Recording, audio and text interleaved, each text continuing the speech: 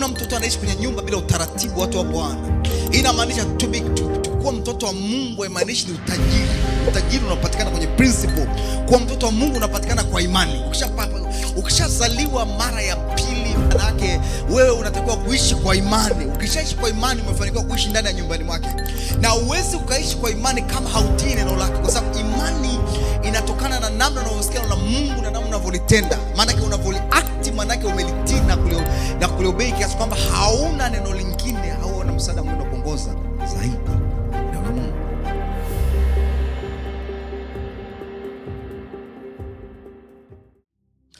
Sasa angalia Moses alipoitwa, angalia kina Daudi walivyoitwa, angalia kina Yohana walivyoitwa, angalia Roho Mtakatifu alimpeleka wapi Yesu.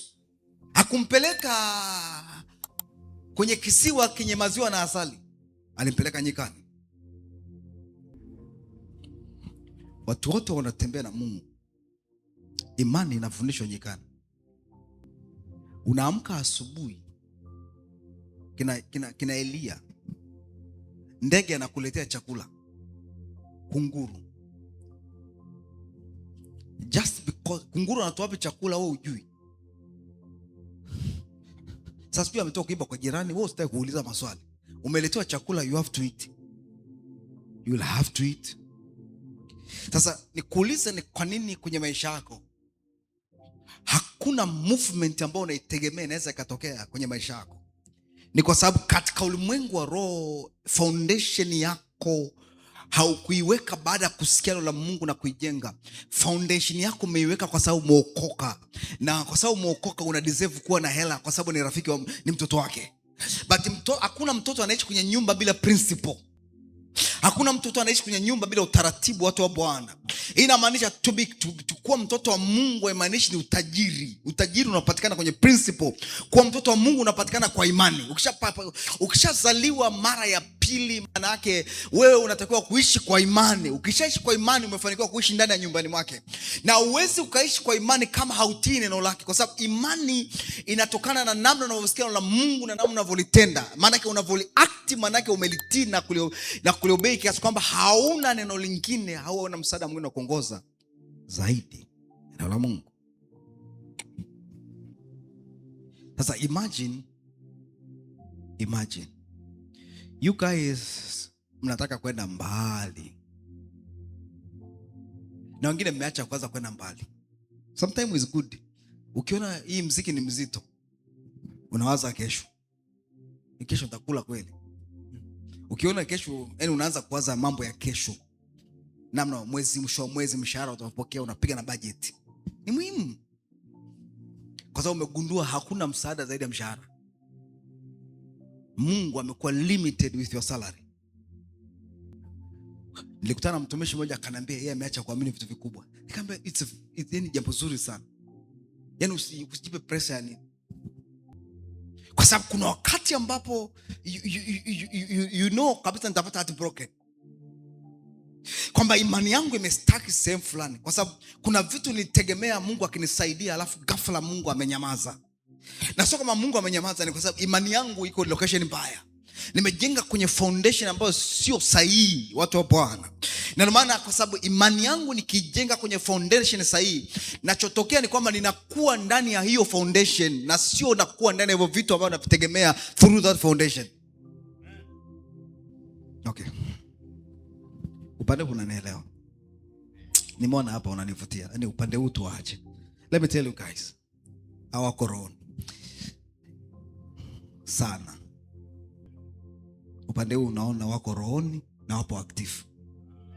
You understand Unategemea na eneo. Kuna eneo watu wako rohoni, ikawa manani masista mataki shida.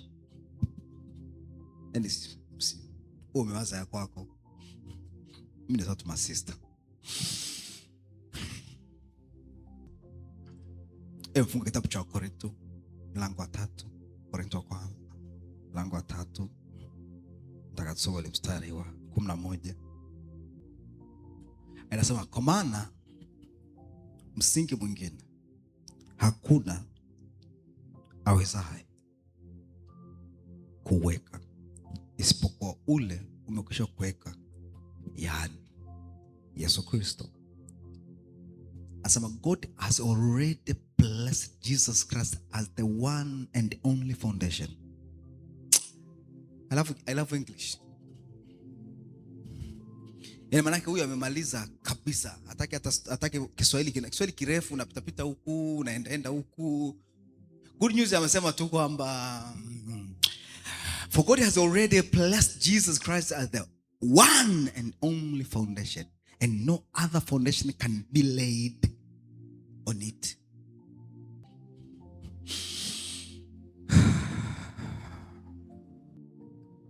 Good news hapa ameandika vizuri tu. Amesema kwa Kiswahili, Mungu alishamweka Yesu Kristo kuwa msingi mmoja na pekee. Yaani hakuna msingi mwingine zaidi ya huo. Sasa how do you know your faith inakuwa? How do you know? Naweza kanijibu. Kuna mtu anakuambia sasa I can believe bigger things. Bigger things hazitokana na imani yako kukua. Kwa sababu naweza imani yako ikakua kwenye bigger things. Kwa sababu watu wengi mnashindwa kuelewa the word of God. Moja kitu unachokifanya baada, instead of hata unajenga imani, neno la Mungu lina inspire. Sasa inspiration inategemea, ukisikia neno la Mungu unakuwa inspired au unakuwa powered. Vyote vinatakiwa vifanye kazi. Unatakiwa kuwa inspired na unatakiwa kuwa powered. Yaani kutiwa nguvu. Kutiwa nguvu, kinachotiwa nguvu ni imani iliyopo ndani yako. Inainuliwa kutoka eneo lililopo mpaka eneo lingine. And the only thing ukitaka kujua imani yako inakuwa ni we fall in love na Jesus, kiasi kwamba you know kwamba I am now. Kama kulikuwa unatembea hata kwa uoga mtaani kwako, unatembea kwa ujasiri kwa sababu unaona wewe na Mungu mko karibu kuliko hata hiyo nguo uliyovaa. Maana tunasema huyu mtu imani yake imekuwa. Alafu neno la Mungu linaweza kukuinspire pia, then ukaanza kuona opportunity kupitia Mungu. Nadhani nimediscuss vitu vile tofauti hapa. Watu wengi sana wanakuwa inspired but hawai powered. Ndio maana inspiration inaweza ikafa but power inaweza ikadumu for sometimes. Maana nguvu ndio ile imani, kwa sababu imani ni nguvu. Ndio maana sisi tunaita dominion spirit kwa lugha nyingine. It's a spirit ambayo inaweza ikadomain, ikatawala ndani watu wa Bwana. It's a spirit of faith. Tunaita dominion au unquestioned dominion. The spirit of faith. Ndio maana wangapi wanaaminiana? Wangapi wanaaminiana? Last week nilizungumza nikasema dunia leo watu wengi ndoa nyingi zina shida, sio kwa sababu hakuna upendo, hakuna imani. Watu hawaaminiani. Ukizungumza nakwambia mimi hata hawaaminiani kwa sababu na wanawake wengi au wanaume wachache. Ni kwa sababu vitu vingi mlivyoahidiana havipo. Kwa sababu imani tu imeyumba. Tatizo na ulemoa, kuna location aleka imani yake. Aliweka imani kwenye maneno yako. Ndio maana hajayakuta yale maneno. Amegundua tu ni mke au mume. But upendo hamna, kwa sababu inabidi uamini ili upende. Okay, hawanielewa bado. Hear me well people. Imani yako inapokuwa, upendo wako unafuata. Mtu unayemwamini sana ndio mtu unayempenda sana. Okay. You people hamnielewi. Ukijiuliza ni kwa nini watu wanafarangana kwenye ndoa, ni kwa sababu wanaume mnaongea sana kabla mjaoa, kwa sababu ya miamko na inspiration ya kuoa. Kwa mtu akishaingia kwenye ndoa, mwanamke mwaka mmoja anakupa probation, hamna shida. Mwaka wa pili anakuwa tunazidi kunenepa, wakati ahadi hata moja hakuna inahitimia. Anaanza kuangalia, wewe ulisema ghafla. Nikizungumza hivi maybe nakusaidia pia. unaweza kwenda ku revoke maneno yako, then ukaweka mengine mapya for the future. Yale ya nyuma yame expire. Sio mnaelewa ninachosema, kanisa la Bwana? Zile promise za uchumba zime expire, na uko kwenye ndoa, mambo hayajatokea vile. Sasa kaka, jitulize, anza kwa plan mpya. Mwambie mke wangu, kuanzia leo ninakuahidi, are we together? Nipe tu miezi 6 ujayo. You'll never ask for anything. Nataka uniamini. Immediately ataanza kufall in love na wewe. Kwa imani yako inapokuwa, ishara ya kwanza ni upendo unaozidi kuongezeka, na confidence unaoipata na ule utulivu ule nao ni ishara kwamba imani yako imekuwa. Manake umekutana na master, umemwamini master kiasi kwamba you feel comfortable in his home. You feel kwamba you have everything in his home. Kuna ile confidence, kuna ile utulivu, kuna ile amani unaipata ndani ya Yesu Kristo, ambaye unaamini mpaka unaweza ukajirusha hata kwenye mlango, kwenye nyumba ukapona. But unagundua bila sasa usijaribu na Mungu wako. Ndio ile tu inakuzuia. Maana you feel maneno yanachosema watu wa Bwana.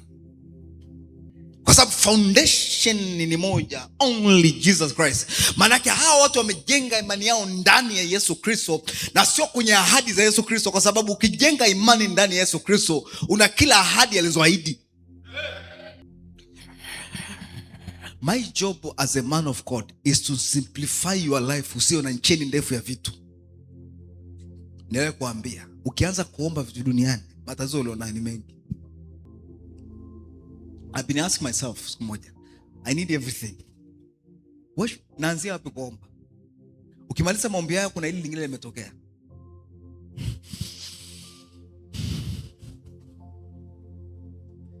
So nikamwambia Mungu, give me everything.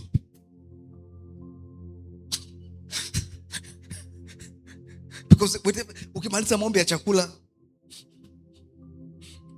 kuna mwingine anataka chakula. Ukimaliza maombi ya hichi, kuna maombi ya hichi. Nisikilize watu wa Bwana. I prepare your mindset to become powerful in him, so that you can have everything alichoahidi. Are we together? Yaani maana yake wewe na wewe hamna mambo ya doubt. Never. Doubt must be, unapoele miezi 5 usiweke doubt kabisa. Alafu uone kama wewe hujafanikiwa in a second. Watu wa Bwana, nisikilizeni. Kinachokuwa ni what if.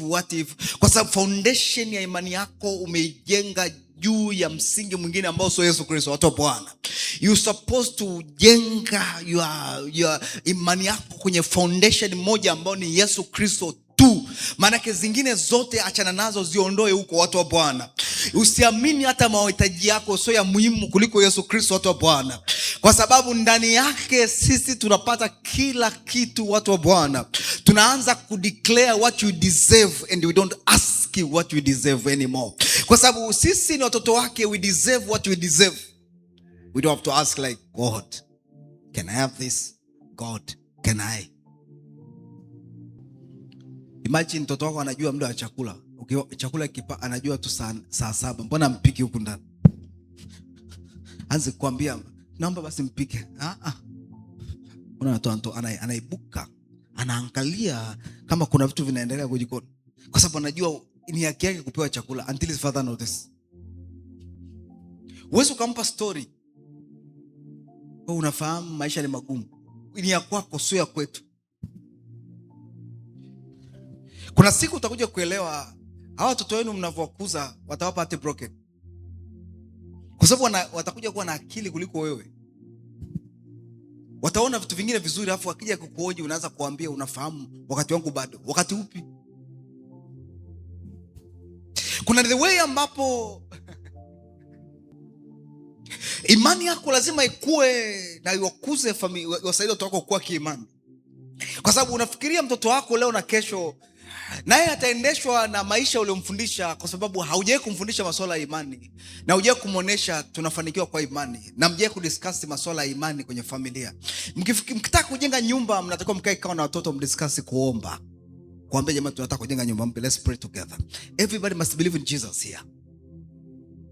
Kwa unaojengea kwamba kujenga nyumba kuwezekane bila maombi, bila imani kwa Yesu Kristo. Kwa maana yake mnapokuza like that, mnaanza kuwakuza kwenye faith. Yaani haijalishi unaela kununua gari au nimezungumza vitu ambavyo ni vya kawaida kabisa watu wanavipenda. Unaweza kumwambia tunataka tuko kwenye maombi ya kuombea gari. Na ninyi ombeni kila siku tu Mungu atupe gari. Kuna the way una train their mind to understand kwamba without Jesus gari is impossible. Watu wa Bwana. Kwa leo na kesho utakuja kurealize unajenga foundation ambayo sio ya kawaida kwa watoto wako, na watoto wako watajenga foundation ndani ya Yesu Kristo ambayo watapokuwa hawawezi kufanya kila kitu without praying, without asking God. What is your foundation? It's Jesus. Do you love Jesus? Utampenda siku ukiwa na hela. Kuna watu wakiwa na hela, Yesu anapotamkwa, yani Yesu ni wa ajabu. Tumishi, Yesu ni wa ajabu. Afika ampotea, unajua ana hela. So, what's going on? Kuna mtu akipata hela hata kwenda kwa lugha kuna badilika. Ndimi za moto.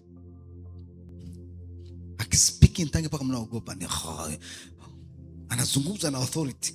So ya neno la Mungu. Hela. Money na authority. Sasa ukiombea watu kwa nini tunafundisha masuala ya imani? Kwa sababu unajua Mungu anachoonyesha mbele. Unaona mbele. Unajua shida nyinyi mnaangalia mambo ya siasa kuliko kuangalia mambo ya kanisa. Tuko kwenye dimension ambayo Mungu anataka kuwajenga watu wake wawe na nguvu kwenye kila eneo. We in that dimension ambayo most of people tunawatengeneza wamogope shetani tena. Utamsikia mtu anamjua shetani mwezi mzima. Leo utagundua mtu una namna amesogea kwenye ulimwengu wa roho. Kwa sababu tumetoka kwenye dimension ambayo shetani anazungumziwa kuliko Yesu. Na hiyo dimension inakaribia kuisha kwa sababu kuna huko mbele unapoelekea kuna watu siwezi kuzungumza vitu vingi. But let me tell you, kwa sababu unajua kuna watu wameharibu sana, Wakristo wengi wamewafanya waamini shetani ana power kuliko Yesu. Inabidi kuna mateso inabidi upate kumuondoa shetani ili umpate Mungu. Kuna watu wanateseka mlimani wanamuondoa shetani kwenye familia zao. My God, if shetani anaweza kanipa opportunity ya kwenda kuomba mlimani, nikifika mlimani nitambetray. If the devil can allow me to fast, I would betray him. Siku ya maombi yangu. Unaelewa ninachosema? If unaweza kufunga, unafanya deliverance ya familia, eti mnaambiwa mfunge kwa sababu kuna mapepo ya Yesu kutoka bila kufunga na kuomba. Nisikilize watu wa Bwana. Mapepo yanatoka kwa jina la Yesu. Hahitaji kufunga na kuomba. Mjanielewa ninachosema kanisa la Bwana? Hii inamaanisha kama I can fast just to remove demons. Manake I'm a wrong preacher and you're a wrong candidate. You're wrong followers are everywhere. Where is your faith? Nisikilize. Nenda kule kwenye ukoo wenu kawaambie, from today hamna kunizuia hapa kufanikiwa. Ndani ya Kristo, ndani ya dunia. I made my mind. Sitawataja kuanzia leo. Wewe na ukoo wako na jina lako, and your blood na stream yote. Ninawaambia na nitawaambia na nawaambia tena. My heart is belong to Jesus. Do you know kanisani watu wanafeli kwa sababu hawana confidence na Yesu, kwa sababu foundation yao imejengwa juu ya vitu vingine, watu wa Bwana. Ndio maana watu wengi sana wakiona wamefeli wanaanza kusimplify maisha, wanatafuta information ya familia walivyofeli. My friend, nikiona na kwama au tatafuta information wapi simjui Mungu na sio wapi familia yangu ile kukwama, watu wa Bwana. I am not belong to that stream anymore. Nimekombolewa na damu ya Yesu. I'm a new creature. I'm no longer a failure, watu wa Bwana. Kanisa la Bwana, nisikilizeni. Wakati tunaanza kumtumikia Mungu, kuna mtu alifuata akaambia kwenye familia hii ni muhemko. Kwenye familia yako hakuna watumishi. Yaani maana yake hakuna hiyo neema. Amen. Sikao unafanyiwa sasa. Si nimeacha kazi. Unajua kuacha kazi kikristo maana yake nini? Wewe unanipeleka kufeli. Hapo mimi naelewaga watu. Sometimes umekuona una hela. Na uwaombi inawauma pia.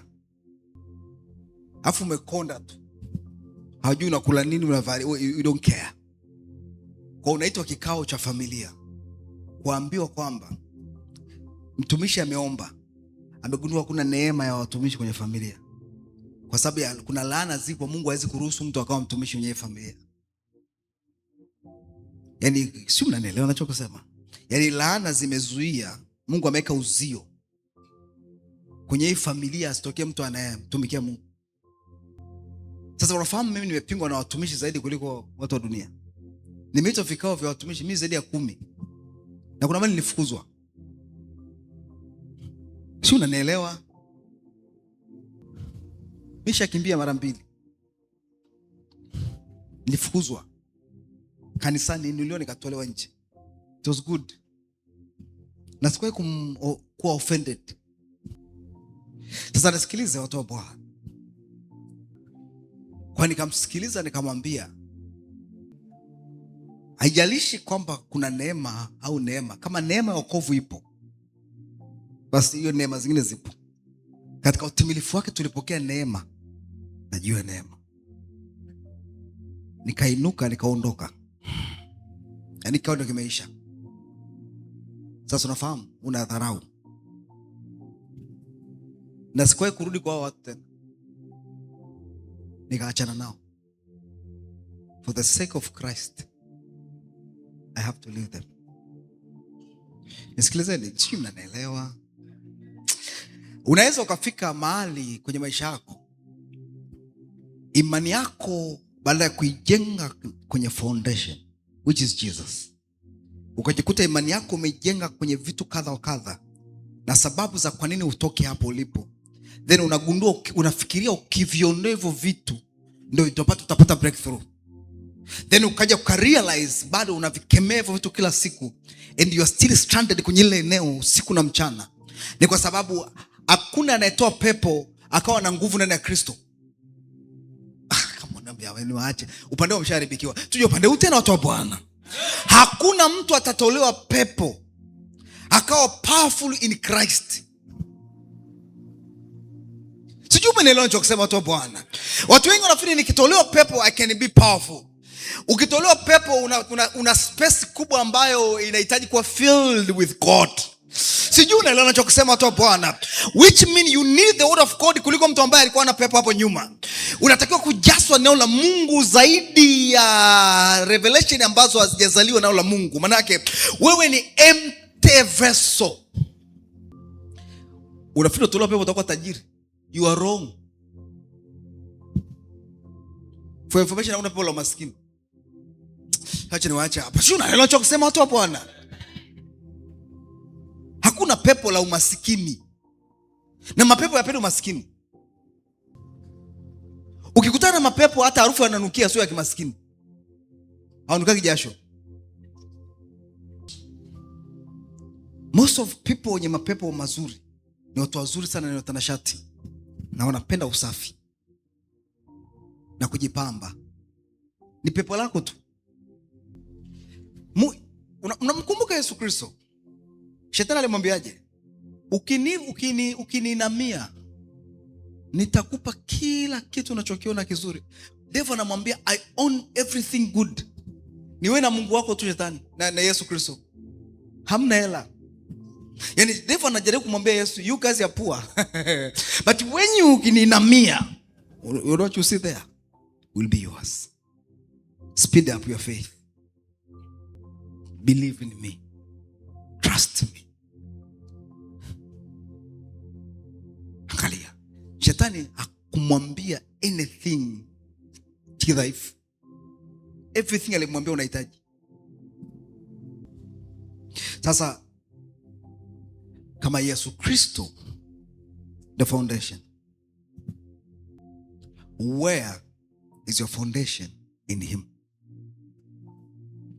Wakristo wengi wana foundation, wameka foundation kwenye mipango yao ambayo kwenye pipeline. Sasa pipe ikipasuka katikati, imani yao inayumba kwa Yesu na wanakuwa mudi. Watu wa Mungu, ukifikiria unampenda Mungu, cha kwanza unatakiwa kujifunza kutokuwa na wasiwasi naye. Kwa sababu unayempenda ukiwa na wasiwasi naye anakwazika na upendo wako. Sijawahi kuelewa mtu akikupenda akaanza kukudoubt hata upendo unaisha. But kwa Mungu mnataka tu Mungu awapende kwa sababu ni Mungu. Na hiyo hali unayosikia ndio yeye alivyo. Alivyo wewe ndio alivyo yeye. Whatever you have, umerisi from him. Kila feelings ulizonazo umerisi kwake. Wewe ni sura na mfano wake. Ukifungua kitabu kile cha Wakolosai mlango wa 2, watafuta mstari mwepesi haraka twende. Praise Jesus. Tuanze mstari wa 6. Nitatoa sababu 6 pa. Anasema hivi: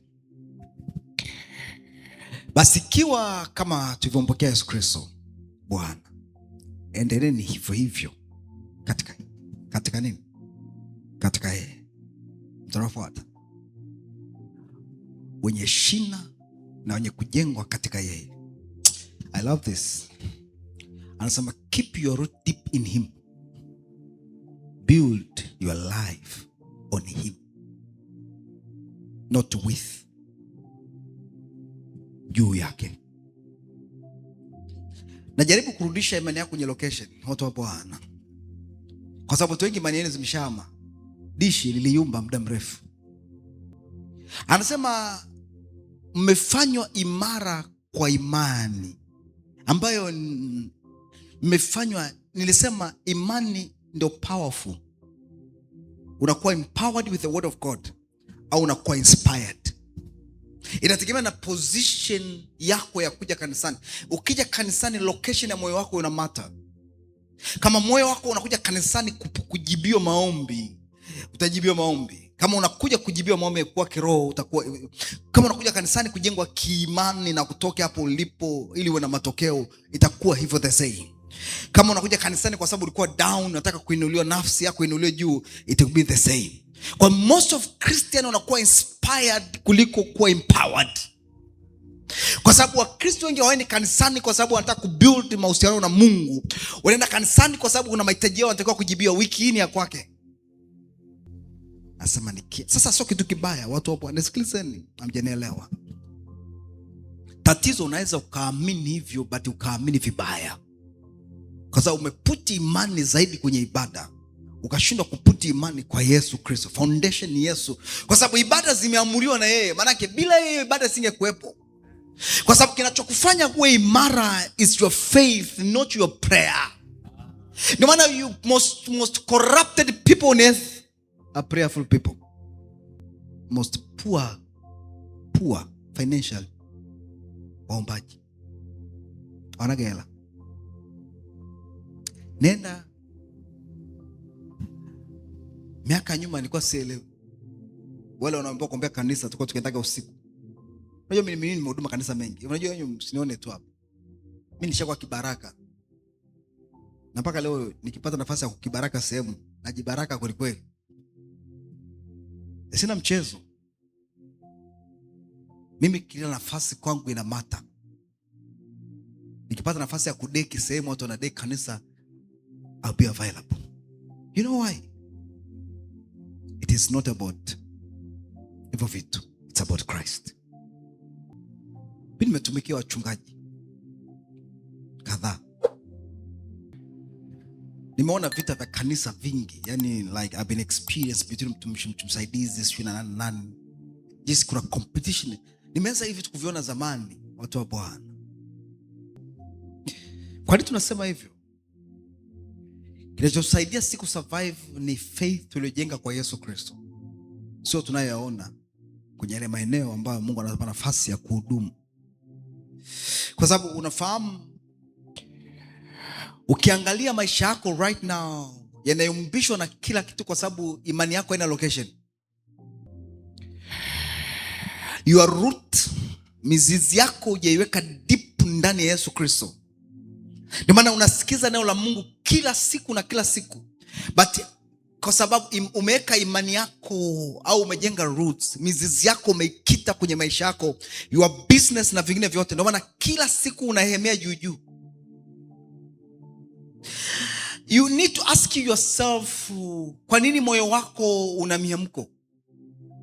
Kwa sababu nikikufundisha tu moyo nikakwambia namna kudili na moyo, bala kukuelekeza shida ya moyo kubwa, ni kwa sababu moyo hauwezi kuwa strong, hauwezi kuwa na divine strength nje ya Yesu Kristo, watu wa Bwana. Inamaanisha kwamba anasema build your life on him. Manake everything, Jesus must be the center of everything in your life. Only Jesus must be the center of everything. The center. Manake ukitafuta kila kitu unakikuta ndani ya Yesu. Wewe nikikutafuta na kukuta ndani. Manake whatever unachokitafuta kiko ndani yake na kimetengenezwa kwa ajili yake na kwa namna yake. Msisahau maandiko yanazungumza hivyo, watu wa Bwana. Hii inamaanisha kwamba nikiweka imani yangu na nikajenga mzizi wa maisha yangu ndani yake na nikajikuta nimekuwa imara ndani yake, hakuna nachoweza kushindwa, kwa sababu Kristo amesema I can do all things through Christ who strengthen me, watu wa Bwana. Tukizungumza strengthen, anasema strengthen manake ni moyo wako unakuwa strengthen kwa kuface everything and anything in this world.